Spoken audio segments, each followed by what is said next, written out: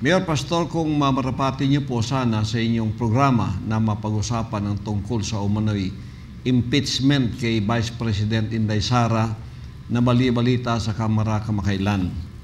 May mga usapin po sa grapevine at ilang mga unverified sources na ito'y sinusubasta among the senators or congressmen. Kung maalala po natin sa panahon ng impeachment ni Chief Justice Corona, nangyari din po ito. How much more sa isang elected official gaya ni Vice President Inday? Baka maliit daw umano ang 100 to 200 million na suhulan dito. Hindi naman po ito confirmed, Mayor, Pastor, pero posible po bang mangyari ang ganito? Salamat po sa inyong time na mapag-usapan at maliwanagan ang mamamayang Pilipino sa isyong ito na kumakalat. Well, Pastor, I would begin by referring to the statement of President Marcos recently.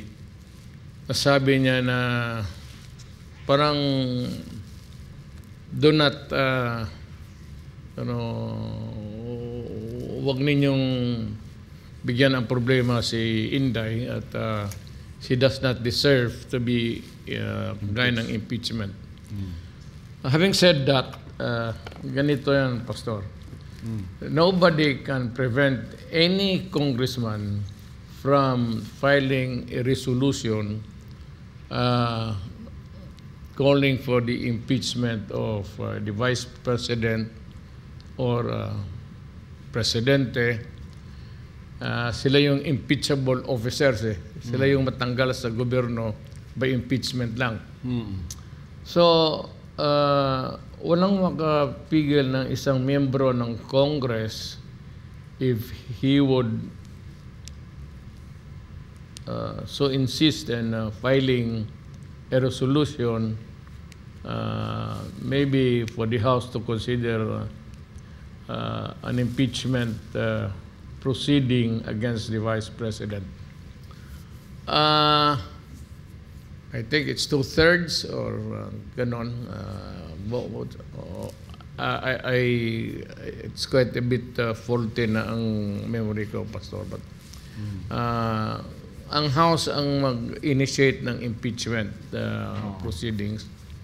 Then the Senate would sit, kagaya ni yung nangyari kay Corona as a judge. No? Well, I don't know, but tingin ko wala namang iba, it's all politics. There as yet of no finding of any culpable violation of the Constitution. That is a floodgate, Pastor. Kasi walang specific crime dyan. Basta kung ano lang ang makita nilang mali or they would consider mali.